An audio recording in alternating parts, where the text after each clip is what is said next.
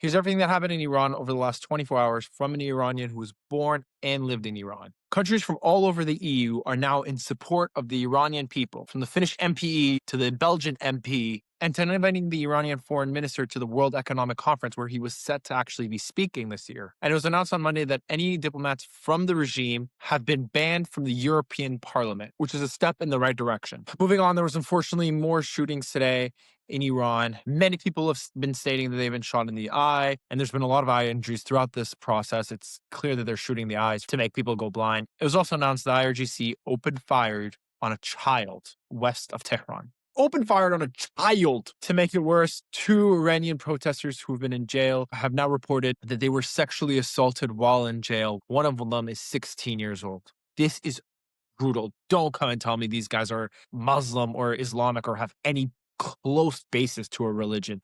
These guys are just horrible, horrible, horrible human beings. Speaking of horrible human beings, Iran's occupying judiciary chief said the following quote: timely and undelayed implementation of punishment for rioters is one of the elements of deterrence. And so he's pretty much saying that he's going to go after every single person that protested. He also said those who called for it, those who provided financial support, propaganda support, or weapons, whether the United States, the Zionist regime, or their agents, are all criminals, and each of them must be pursued.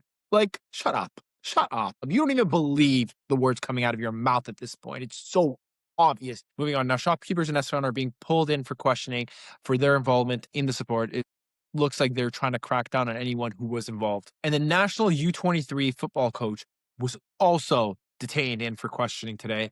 These guys have no shame. They have no shame. Meanwhile, it is being reported that Netanyahu and two other regional leaders in the area support a push to topple Iran's government and regime and free the people in the near term. They said they will be providing all the necessary support toward that goal. Also, it's also being reported that the United States are saying it's not a matter of if they will attack Iran, it is a matter of when. Netanyahu also warned that any attacks on Israel from Iran will be met with unprecedented force. So things are clearly heating up. Throughout this whole process, there's been a lot of just back and forth, really just forth from Iran to Trump, pretty much just slandering him, calling him a terrorist, calling him a criminal, all these things. U.S. Secretary of State Rubio had a phone call with his Saudi counterpart. It is reported that they agreed that they will be keeping each other informed throughout anything that happens and escalations throughout the area. And finally, on Monday, Crown Prince Reza Pahlavi had another interview where he mentioned that the regime is on its last leg and a definitive strike will shift the odds